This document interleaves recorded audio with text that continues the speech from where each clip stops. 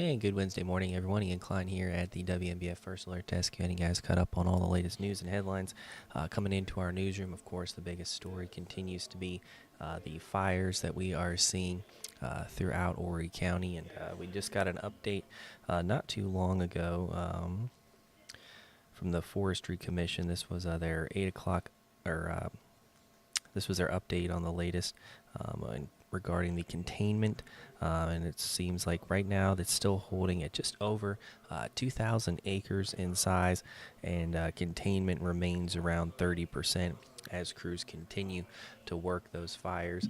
And we have seen so many stories coming out of just this week of people impacted and people stepping up, and one of those showing it is the community pulling together in support of the first responders. Our Mary Margaret Ellison spoke with several businesses to learn how they are giving back to those putting their lives on the line, trying to protect our community. Eric, since the wildfires started, the community has joined together by helping first responders, evacuees, and volunteers by making sure they are well fed and hydrated. One local coffee truck and many local restaurants are offering anything on their menu for free. The drive-through brew trailer has only been in business for a month, but they wanted to help in any way that they could. They have been parked at the Carolina Forest Community Church for days, handing out free coffee for hundreds of first responders a day. Drive-through brew is veteran-owned, and owner Shane Steiner tells me he spoke with multiple first responders and said he had to jump in and help in offering a free coffee. Carolina Forest-based restaurants Tavern in the Forest, Scrambled, and Full Belly Barbecue, and their owners were on the front lines in the 2009 fires, and their managers say no matter what, they'll be offering free food. I'm a veteran. I was deployed a couple times, and being out there, away from your family, I get it, it's hard. So just a little bit of comfort, a little bit of reliability can be nice. Just a warm cup of coffee can change your whole day around to give you some energy for the rest of your shift, or even if you're going to go to bed, just to give you a little bit of comfort. Had a lot of first responders come to the restaurant, to actually all 3 restaurants, and we're just taking good care of them and making sure we make that food quick so they can get back to work and eat it in a timely fashion. It just means a lot to the community. We all got to take care of each other during hard times. I've been here at Carolina Forest Community Church. There have been countless first responders from all over the state coming in and out. All 3 local restaurants just dropped off pans of comfort food, and they tell me they will not stop until the fire is contained. In Carolina Forest, Mary Margaret Ellison, WNBF News. All right, Mary Margaret, thank you very much. And us at WNBF, we are partnering with Garden City Furniture to help those impacted. They'll be taking donations from today through Saturday at 5.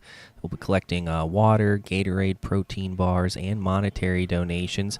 If you want to drop those off, you will have to drop them off at the Garden City Furniture location. We won't be taking anything here at the actual station, and they are located at 2444 Highway 17 Business in Garden City.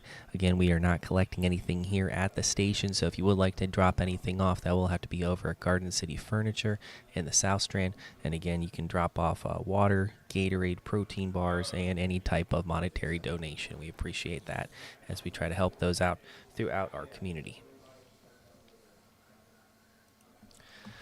Well, and as crews work tirelessly to extinguish the flames, leaders from Horry County are addressing the situation publicly for the first time. Last night, Horry County Council discussed the progress made in the Carolina Forest fire and what still needs to be done. Overall, the group touched on how much of a team effort this has been over the past few days and how the community has come together. Our Julia Richardson has the latest. And we saw everybody that works for Horry County, all hands on deck, every fire truck that we had in service. Despite around 500 first responders working the fire, council emphasizes there's still plenty of work to do, as the flames are still 70% uncontained. County Public Safety Director Randy Webster added, on top of fire relief efforts, the county's first responders have been running hundreds of unrelated calls too. We're still handling 331 calls for service from the fire department each day. So there's stuff going on around this county, including other fires, other structure fires, other events, medical calls. Police department has run a number of serious calls. So public safety is getting tired. I'll be honest with you. Horry County Councilman Dennis DeSabato, who represents a large part of Carolina Forest, says he had the chance to survey the fire damage today and claims it's a miracle no homes have burned down. If you don't believe in a higher power, you need to. But officials say the county isn't in the clear yet, and they are continuing to monitor conditions, especially for Wednesday. Be vigilant, of course, because this thing is not over by a long stretch. Especially tonight with the heavy winds that we're expecting. That fire can flare up and change direction quickly. Again, Julia Richardson with that update from County Council last night. We've also gotten updates of several citations for people violating that county burn ban in place. Officials stressing neither of these incidents are related directly to the Carolina Forest fire, but just reminding people that the governor put out that mandate saying that there is a burn ban in place, and anyone who goes against it could face criminal prosecution. So just being smart and vigilant out there as they continue to try to get these fires contained. If you guys are just joining us, the last update was the size was just over 2,000 acres, still around 30% containment. We'll get you guys the latest update as soon as we learn more. And of course, as the fire continues to burn, several kids at Carolina Forest and those school systems have still been trying to go to school this week. Our Ashley Listrom spoke to several parents who shared concerns they've had, as well as the latest information the district is telling us regarding those schools and those students impacted. There's been a lot of mixed emotions from parents about keeping school in session, but Horry County Schools tells me absences will be approved for those impacted by the fire. Horry County Schools tells me even though their schools are open, that doesn't mean you have to go to class if you're unable. HCS tells me they're showing grace during this time, and students impacted by the fires won't be penalized. The district tells me today they're operating very similar to yesterday, and they say kids on the bus got to class safe and sound, but everyone is moving more slowly. An HCS spokeswoman says through all this, parents need to let their child's principals know what they need. When an incident happens like this or something that really affects the community, we all need to come together and support each other. And we want to be there for our families, and we want them to let us know what needs they have.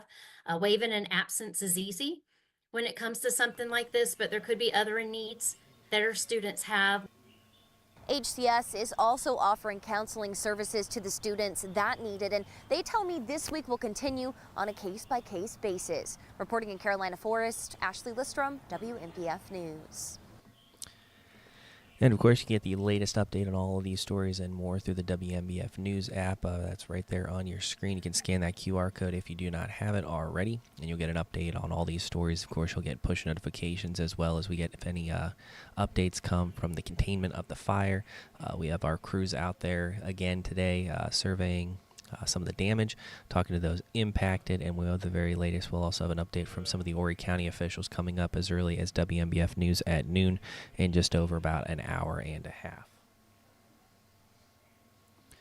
And we're taking a live look over, this is the Myrtle Beach through our Sea Captain's House Sky Cam. It is a first alert weather day. You guys probably saw the wind earlier this morning and the potential of strong storms capability. We also have some isolated tornadoes that are could possibly pop up. Andrew Dockery has the very latest in your first alert forecast. Today is a WMBF First Alert weather day as a wind advisory is out for the entire area. Keep in mind, wind outside of those showers and storms, 40 to 50 mile per hour. The actual line of showers and storms starts to move in closer toward the late morning through lunchtime and will be out of here by the early afternoon with sunshine later today. And for an update on that First Alert Weather Day, you can scan that QR code, and that'll get you the First Alert Weather app and let you know if any major severe weather is heading our way, any tornadoes popping up, things like that. Obviously, the wind will play a big factor in containing those fires, so we'll have the very latest again on those storms coming up on WMBF News at noon. So we appreciate you guys jumping up here on the alert desk with us.